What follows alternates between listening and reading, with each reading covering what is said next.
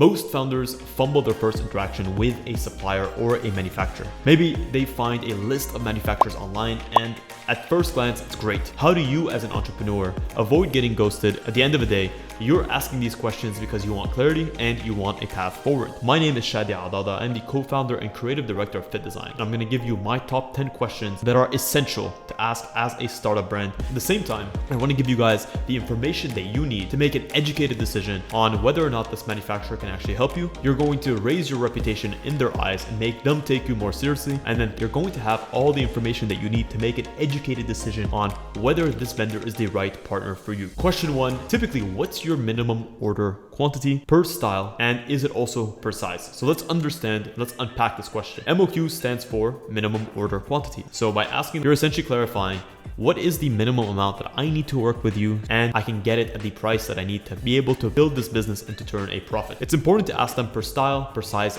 and per color. You may also want to ask them, how many sizes can I split it up? Because don't just assume that. You have to understand that each and every single size that you create costs the manufacturer time, development in terms of their pattern making ability to get that size correct. So do bear those in mind. Question 2 is, what is your lead time from when we issue the purchase order to the final delivery? PO is essentially when you've actually submitted the official order. So it represents the official starting date of the order. And then to delivery means when I have the product in hand. You're able to get all of the different parts of the timeline that you can account for. So if you ask them, how long does it take you to do the batch production?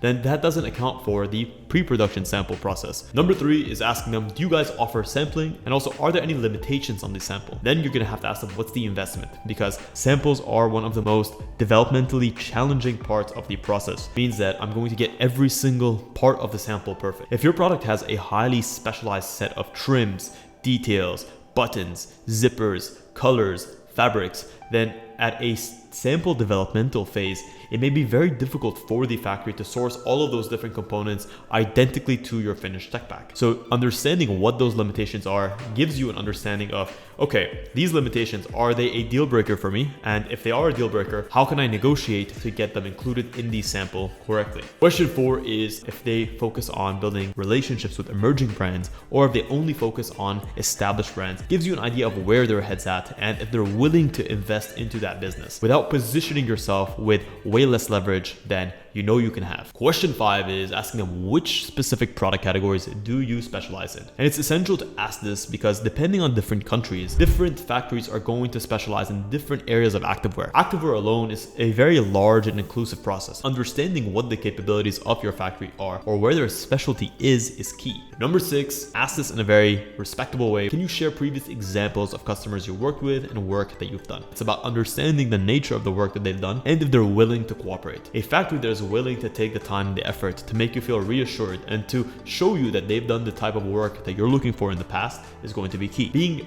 specific with the questions that you ask and allowing the factory to show if they're going to show up for you or not gives you a sense of their professionalism and their willingness to work and to figure things out with you. Number 7 is asking them, do you do FFP or full package production, or do you just do simple cut and sew? This may be more important if you're operating in Europe, potentially in Western Europe, or in the United States. So if you're operating stateside, this question is going to be key to understand what the capabilities are of your manufacturer. Number 8, are there any fabrics that you regularly use or you have in stock, or you have a great relationship with a supplier of catalogs that you can share with me so that we can help you to streamline and to minimize your overhead costs on your fabric dyeing and on your fabric sourcing? This is great because a lot of factories, especially if they tend to create a lot of the same type of product, it's a great starting point, especially if you're targeting a low minimum order quantity. In the beginning, it's all about making their job as easy as possible so that you can get the best possible result and you can keep them engaged with you. Then you can start to get into more in-depth conversations with them on terms of how you can expand your collection and how you can create better and more customized pieces. Number 9 is, what sort of quality control assurances do you have? And you accept a third party to come in and to conduct quality control assessments. This is key because asking them if they do inspect every single piece, what's the checklist look like, what criteria do they follow, or is it batch production? If they have checkpoints, specifically after different parts. This just gives you an idea of where they're at, how much time and effort they put into minimizing any potential issues, and then asking them, what sort of recourse that you have in order to continue to keep working with them. So it's always good to show them that you're invested in this. You might even ask them, are they locked into any sort of quality assurance program that they are following to ensure the quality of the products? Number 10, what do you need from me in order for us to move forward smoothly? So perhaps you've asked these questions. You are coming to a great conclusion. What do you need from me so that we can take the next steps? This makes it seem that number 1, you have a collaborative investment with them. They are a partner with you and they are an integral part of your growth. 2 is it shows them that you care about the processes that they already use and you're willing and ready to integrate into what they already have,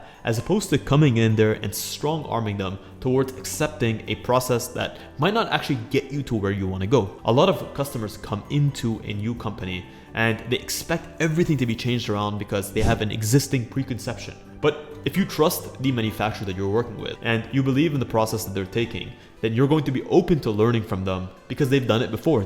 Chances are they've done it hundreds, if not thousands of times with other customers. So guys, these are the 10 key questions that you have to be asking. These questions are specific to get you the minimum order quantity, the financial investment, the timeline, and to cover your bases regarding quality assurance and the limitations of their production. If you guys enjoyed this episode, please consider smashing a massive thumbs up. If you're having a conversation with a current set of manufacturers and you want advice from me personally in terms of how you can make that interaction go better and how you can actually convince them and help you to move forward with them, you can check the link in the description. I offer one-on-one consultation calls every single week, and you can check the link to be able to apply to work with me one-on-one. Guys, I say this from the very bottom of my heart. Thank you so much for tuning in to this episode of Fit Design TV. Until next week's episode, stay awesome.